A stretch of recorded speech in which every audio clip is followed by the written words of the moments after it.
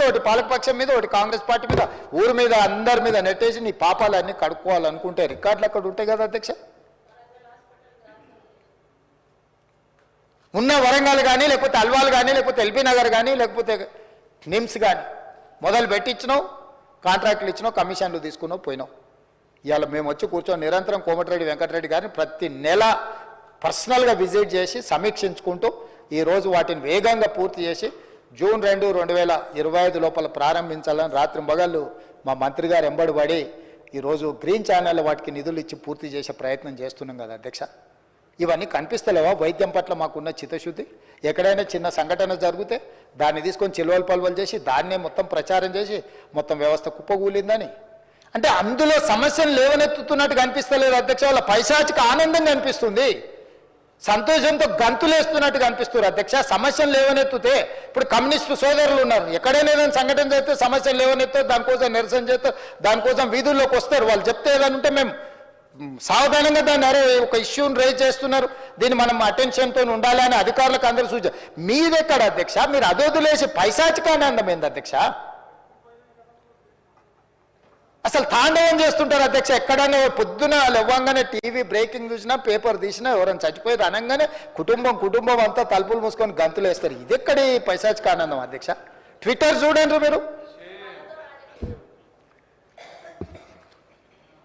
అదేవిధంగా అధ్యక్ష ఇన్ఫ్రాస్ట్రక్చర్, నూతనంగా తెలంగాణ రాష్ట్రానికి ఒక గొప్ప ఇన్ఫ్రాస్ట్రక్చర్ ఉండాలి. హైదరాబాద్ నగరం అంతర్జాతీయ నగరం కావాలి, ప్రపంచ దేశాలతో పోటీ పడాలి. పక్కనున్న బెంగళూరు, ముంబయో, లేకపోతే చెన్నైయో, లేకపోతే ఢిల్లీయో కాదు, న్యూయార్క్, టోక్యో, సియోల్ లాంటి నగరాలతో పోటీ పడాలని ఈరోజు మన వల్ల అయింది మనం చేసి కేంద్ర ప్రభుత్వం సహకారం తీసుకోవాలని మా ప్రభుత్వం చేస్తుంది.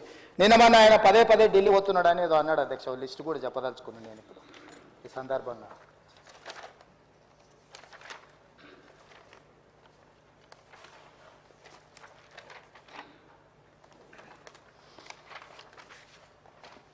కాగితం మీ దగ్గర ఉందా?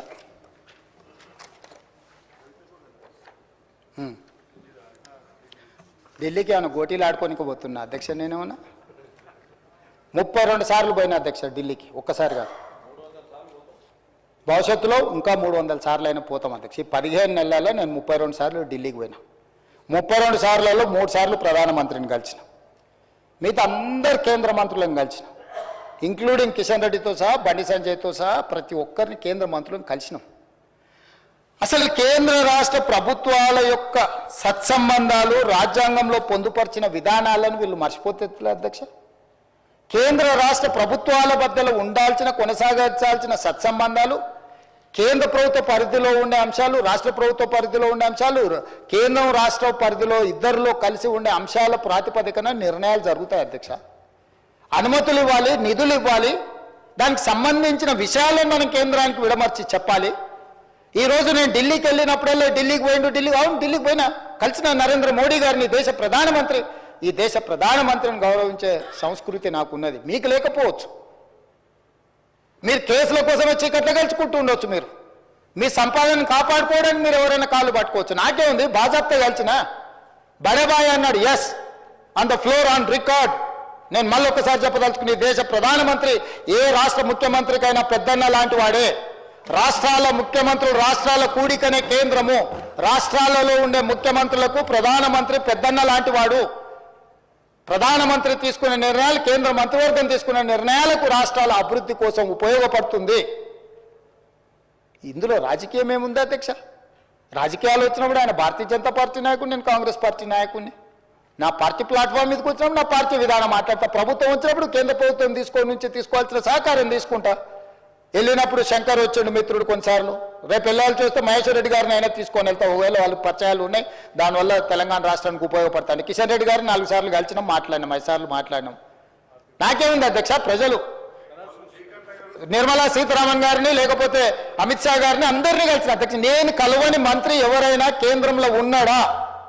ఈ తెలంగాణ రాష్ట్రానికి సాధించుకోవాల్సిన అనుమతుల విషయంలో, నిధుల విషయంలో కేంద్రంలో ఉన్న ప్రతి ఒక్కరిని కలిసిన, ప్రధానమంత్రి గారిని కలిసి నివేదికిచ్చి అక్కడి నుంచి మంత్రులకు పంపించి మంత్రులతోని ఫాలో అప్ చేసి, నేను ఒక ఐఏఎస్ ఆఫీసర్ కంటే ఎక్కువ, ఒక క్లర్క్ కంటే ఎక్కువ ప్రతి టేబుల్ దగ్గరకు పోయి తెలంగాణ రాష్ట్రానికి కావాల్సిన వాటి కోసం నేను ప్రయత్నం చేసిన అధ్యక్ష. తప్ప నేను పోయి వచ్చినందుకు నేను సాధించింది వరంగల్ ఎయిర్పోర్ట్ నేను తెచ్చింది కాదు అధ్యక్ష. రీజనల్ రింగ్ రోడ్డు నార్త్ ఉత్తర భాగం టెండర్లకు వచ్చింది నా వల్ల కాదు అధ్యక్ష. 4,000 కోట్ల ప్రపంచ బ్యాంక్ హెల్త్ ప్రాజెక్టు అప్రూవల్ తీసుకొచ్చింది నేను కాదు అధ్యక్ష. డిఫెన్స్ ల్యాండ్స్ ఎక్స్చేంజ్ కంటోన్మెంట్లో రాజశేఖర రెడ్డి గారు ఉన్నప్పుడు, మన్మోహన్ సింగ్ గారు ఉన్నప్పటి నుంచి 20 ఏళ్ళ నుంచి మొదలు పెడితే ఈ రోజు వరకు కంటోన్మెంట్లో డిఫెన్స్ ల్యాండ్స్ రాలేదు అధ్యక్ష. వీళ్ళు 10 ఏళ్ళు కూడా వేయలేకపోయారు అధ్యక్ష. నేను పోయి ఢిల్లీకి పోయి నరేంద్ర మోడీ గారిని కలిసి, రాజ్నాథ్ సింగ్ గారిని కలిసి ఉత్తర తెలంగాణ మొత్తం అక్కడికి వస్తేనే బాటిల్ నెక్ అవుతుంది. రాజీవ్ రహదారి నుంచి మొదలు పెడితే అక్కడి నుంచి వస్తే ట్రాఫిక్ అంతా అక్కడ జామ్ అవుతుంది, మీరు ఇవ్వాల్సిందే అనుమతి అని వాళ్ళని అడిగితే రాజ్నాథ్ సింగ్ గారు పెద్ద మనసు చేసుకొని 160 ఎకరాల రక్షణ శాఖకు సంబంధించిన భూ బదలాయింపు తెలంగాణ రాష్ట్రానికి చేసిండు. చేసినప్పుడు నేను అభినందించొద్దా అధ్యక్ష రాజ్నాథ్ సింగ్ గారిని? తప్పేముంది అధ్యక్ష?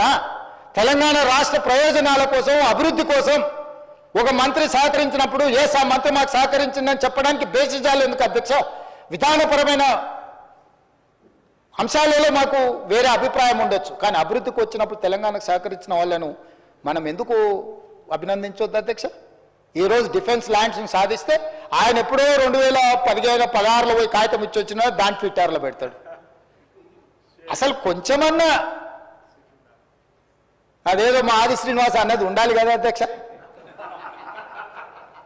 అరే నేను పోయి కూర్చొని మంత్రులను కలిసి, అధికారులను పిలిచి, ఆయన పాపం పెద్ద మంచి రాజ్నాథ్ సింగ్ గారు అందరిని పిలిచి సమీక్ష చేసి, అరే యంగ్ చీఫ్ మినిస్టర్ వచ్చినాయి, మనం చేయాలి, తెలంగాణకు మనం చేయాల్సిన అవసరం కూడా ఉందని ఆయన పిలిచి ఇస్తే దాన్ని తప్పు పడతారు రాజ్నాథ్ సింగ్ గారిని కలిసిందని. అదేవిధంగా Indian institute of handloom technology Piyush గోయల్ని కలిసి 10 ఏళ్ళు మీరు దేలేంది, ఆంధ్రప్రదేశ్లో నెల్లూరు దగ్గర ఉంది అధ్యక్ష Indian institute of handloom technology. ఇవ్వడానికి ఇక్కడ చదువుకోవాలంటే నెల్లూరు పోవాలి. నేను వెళ్ళి పీయూష్ గోయల్ని కలిసి నేను సాధించుకొని వచ్చిన అధ్యక్ష. దానికి కొండా లక్ష్మణ్ బాపూజీ పేరు పెట్టిన. అదేవిధంగా పిఎం మిత్ర పార్క్ వరంగల్ ఏదైతే టెక్స్టైల్ పార్క్ ఉందో దానికి పెండింగ్ నిధులు ఉంటే సాధించుకొని వచ్చిన. నిమ్స్ జైరాబాద్కి 1,200 కోట్లు ప్రాజెక్ట్ అప్రూవల్ కాదు 1,200 కోట్లు తీసుకొచ్చిన అధ్యక్ష.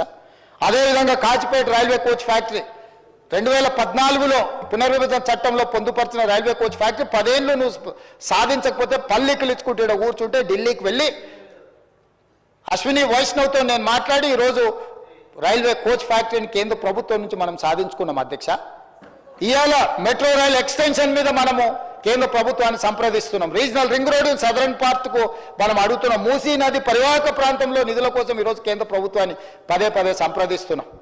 రేపు జరగబోయే భారత్ సమ్మిట్, ఏప్రిల్లో జరగబోయే భారత్ సమ్మిట్ 100 ప్రపంచ దేశాల నుంచి మేధావులందరూ తెలంగాణకు వచ్చి తెలంగాణ రైజింగ్ 2050 పాలసీ డాక్యుమెంట్లో పార్టిసిపేట్ చేయడానికి ప్రపంచంలో ఉన్న 100 దేశాలకు సంబంధించిన ప్రతినిధులు, పాలనలో ఉన్న వాళ్ళని తెలంగాణ రాష్ట్రానికి ఆహ్వానించడం.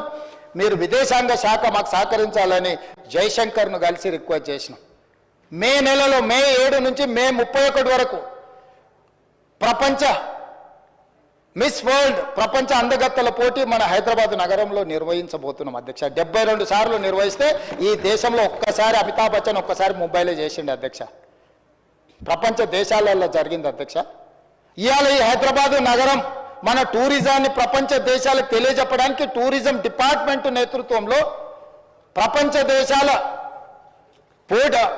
అందగత్తెల పోటీలు ఇవాళ హైదరాబాద్ నగరంలో మనం తీసుకొచ్చినాం అధ్యక్ష. మిస్ వరల్డ్ మే 7 నుంచి మే 31 వరకు హైదరాబాద్ నగరంలో జరగబోతుంది. 140 దేశాలకు సంబంధించిన ప్రతినిధులు, 3000 టీవీ ఛానల్స్, మీడియా ఛానల్స్ ఇవాళ నెల రోజులు తెలంగాణ రాష్ట్రంలో ఉండబోతున్నాయి అధ్యక్ష.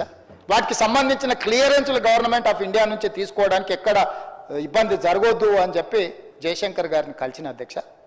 స్టేట్ ఇంట్రెస్ట్లో నేను ఢిల్లీకి వెళ్తే నేను ఇంకోసారి లెక్క చెప్తా అధ్యక్ష. నేను ఎప్పుడు అయినా కమర్షియల్ ఫ్లైట్లో 1-2 సార్లు ఏమైనా చార్టర్ ఫ్లైట్లో పోయినేమో, ఎప్పుడు అయినా సామాన్యులతో పాటు కమర్షియల్ ఫ్లైట్లో మామూలు టికెట్ కొనుక్కొని పోయినా అధ్యక్ష. ఎన్నిసార్లు నేను మీలాగా దుబారా చేయలే. ఏడికి పోయినా దేవుడికి మొక్కుతే గవర్నమెంట్ పైసలు ఇస్తాం, మొక్కుడేమో ఈయన, పైసలేమో గవర్నమెంట్వి. కిలోల కొద్ది బంగారము మొక్కు ఏదైనా ఉంటే వ్యక్తిగతం అధ్యక్ష. ప్రభుత్వం సొమ్ముతో ఎవరు మొక్కుబడులు తీర్చుకోరు అధ్యక్ష. ఏడికి పోయినా ఆయన చార్టర్ ఫ్లైట్లలో పోయి నేనేమన్నా అట్లా దుబారా చేసిన అధ్యక్ష. లెక్క తీస్తాం, దాన్ని కూడా లెక్క తీస్తాం. మీరు ఎన్నిసార్లు పోయారు, ఎక్కడెక్కడికి పోయారు, నేను ఎక్కడికి పోయినా, నేను పోయినప్పుడల్లా ఏం సాధించుకొని వచ్చినా, ఏం తెచ్చినా. మీ కడపమంటే ఏందో నాకు అర్థం కావట్లేదు అధ్యక్ష. కేంద్ర ప్రభుత్వంతో సత్సంబంధాలు ఉండి మోడీ గారితో నవ్వుకుంటే ఫోటో దిగితే చూసినావా, మోడీతో ఫోటో దిగిండని. అంటే ఆయన ప్రధానమంత్రి సహకార